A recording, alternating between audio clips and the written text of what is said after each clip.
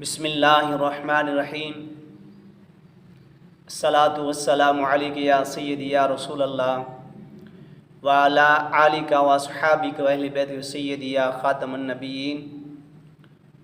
हुज़ूर नबी करीम सल्लल्लाहु ताला अलैहि वसल्लम का फरमान आलिशान है कि तीन शख्स जिनको देखकर अल्लाह की ज़ात अपनी शान या शान के मुताबिक मुस्कराता है, यानी हंसता है, खिलता है, मुस्कराता है, वो कौन कौन से शख्स हैं।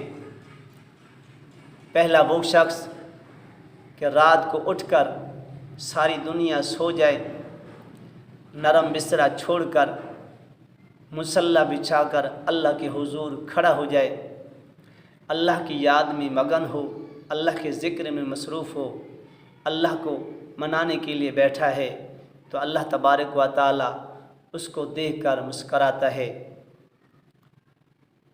दूसरा वो शख्स जो घर से वज़ू करके निकलता है, मस्जिद में आता है और मस्जिद में सफ़ें सीधी करता है, नमाज के लिए खड़ा होता है तो अल्लाह तबारक व ताला उसकी तरफ देखकर मुस्कराता है। मेरे दोस्तों,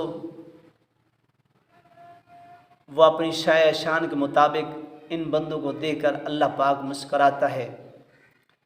अगर किसी का बच्चा छोटा सा मुस्कराए तो वो वालिदैन खुश होते हैं। अगर किसी की वालिदा बीमारी की वजह से मुद्दत के बाद वो मुस्कराए तो बेटा खुश होता है, वो भाई खुश होता है, वो बहनें खुश होती हैं। मगर वो अल्लाह करीम जो कादिर है, हर चीज़ का मालिक है, जिस बंदे को अल्लाह के हुजूर वो बंदा झुका होता है, अल्लाह की याद में रहता है तो अल्लाह उसको देखकर मुस्कराता है, तो उस बंदे की शान क्या होगी, उसका मर्तबा अल्लाह के हुजूर क्या होगा। तीसरा वो शख्स जो अल्लाह और उसके रसूल की रज़ा की खातिर मुजाहिद यानी सफ़ें सीधी करता है